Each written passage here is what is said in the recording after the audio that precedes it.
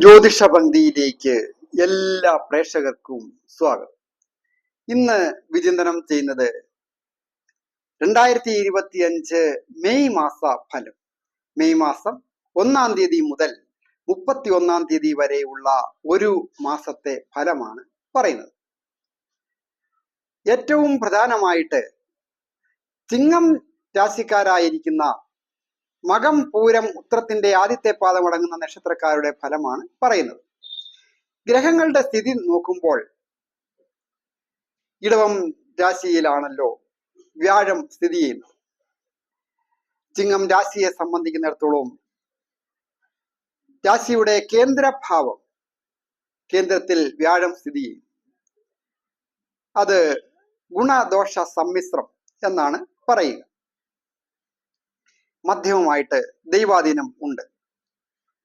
അതുപോലെ തന്നെ കേതുവിന്റെ സ്ഥിതി അനുസരിച്ച് നോക്കുമ്പോൾ സംസാരത്തിലെ പിഴവുകൾ മൂലം ചില അനിഷ്ടതകളൊക്കെ ഉണ്ടാകാതെ വളരെ നോക്കണം. അത് പ്രധാനമായിട്ട് ഒരു ജോലിയൊക്കെ ചെയ്യുന്നവർക്ക് മേലധികാരികളിൽ നിന്നോ കീഴ് ജീവനക്കാരിൽ നിന്നോ ഒക്കെ നിസ്സഹകരണം ഉണ്ടാകുവാൻ സൂചനയുണ്ട് സംസാരത്തിലെ പിഴവുകൾ മൂലം. അതുപോലെ തന്നെ ധനകാര്യ സ്ഥാപനവുമായി ബന്ധപ്പെട്ട കാര്യങ്ങളൊക്കെ ചെയ്യുന്നവർ, ധനം എടുത്ത് സ്വന്തമായിട്ട് വിനിയോഗിക്കുന്നവരെ ധനച്ചെലവ് വർദ്ധിക്കുന്നതിന് സൂചനയുണ്ട്. കൃത്യമായ കണക്കുകളൊക്കെ സൂക്ഷിച്ച് ധനം അധിക ചെലവ് വരാതെ ശ്രദ്ധിക്കണം. അല്ലാത്ത പക്ഷം കടങ്ങൾ വർദ്ധിക്കുകയോ മറ്റ് ധനക്ലേശങ്ങളും ഒക്കെ സൂചകമാണ്. ധൈര്യത്തിന്റെയും വീര്യത്തിന്റെയും ഭാവത്തിലേക്ക് രാശ്യാധിപൻ കൂടിയായിരിക്കുന്ന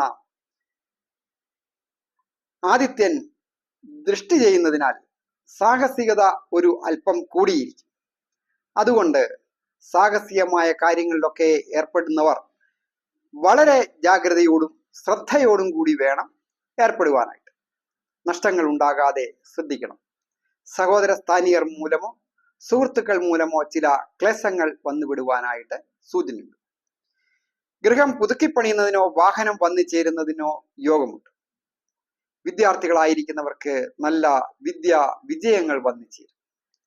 രാശ്യാധിപന്റെ ഉച്ചരാശി സ്ഥിതി വളരെ വിശേഷപ്പെട്ടതാണ്. അത് ഭാഗ്യസ്ഥാനത്താണല്ലോ രാശ്യാധിപനായിരിക്കുന്ന ആദിത്യൻ ഉച്ചം ചെയ്ത് നിൽക്കുക. ഉച്ചം ചെയ്ത് നിൽക്കുക എന്ന് പറഞ്ഞാൽ ഏറ്റവും ബലം കൂടി ഐശ്വര്യം ചൊരിഞ്ഞുകൊണ്ട് പവർഫുൾ ആയിട്ടുള്ള ആദിത്യനാണ് നിൽക്കുന്നത്. അപ്പോൾ തൊഴിൽപരമായിട്ടോ അല്ലാതെയോ ഒക്കെ അധികാരങ്ങൾ കൈവരുവാൻ സൂചനയുണ്ട്. കുടുംബത്തായാലും ഉത്തരവാദിത്തങ്ങൾ ഏറ്റെടുത്ത് വിജയിപ്പിക്കേണ്ട ചുമതല വന്നു ചേരുക.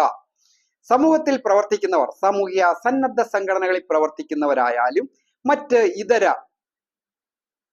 സാമുദായിക സംഘടനകളിലോ രാഷ്ട്രീയ രംഗത്ത് പ്രവർത്തിക്കുന്നവർക്കും ഉത്തരവാദിത്തം ഏറ്റെടുത്ത്, അതായത് ചില ചുമതലകളൊക്കെ കിട്ടുന്നതിനും അത് പ്രവർത്തന രംഗത്ത് അധിക ജോലിഭാരം വന്നു ചേരുന്നതിനുമൊക്കെ സൂചനയുണ്ട്. ശുക്രന്റെയും അതുപോലെ തന്നെ രാഹുവിന്റെയും ബുധന്റെയും ശനിയുടെയും സ്ഥിതി അഷ്ടമം എന്ന ഭാവത്തിലാണ്. അത് ദാമ്പത്യ ജീവിതത്തെ ചില തരത്തിലെങ്കിലും ചിലർക്കെങ്കിലും ബാധിക്കുന്നതിന് സൂചനയുണ്ട്.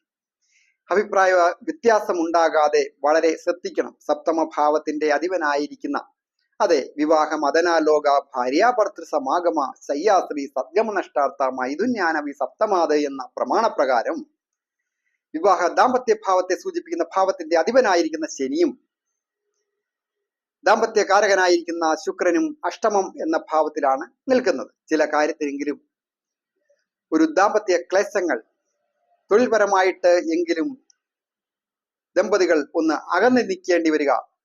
അഭിപ്രായ വ്യത്യാസം ഒന്നും ഇല്ലാത്തവര് ആണെങ്കിൽ തന്നെയും ഏതെങ്കിലുമൊക്കെ ചില മനക്ലേശങ്ങൾക്കും സൂചകമാണ്. പ്രായമായവർക്കും കൊച്ചുകുട്ടികൾക്കും ഒക്കെ പൊതുവെ നല്ല ഒരു മാസമാണ്. ദീർഘകാലമായിട്ട് ഒരു സന്താന ഭാഗ്യം ആഗ്രഹിക്കുന്നവർക്കും അതിനുള്ള അവസരങ്ങൾ വന്നു ചേരും.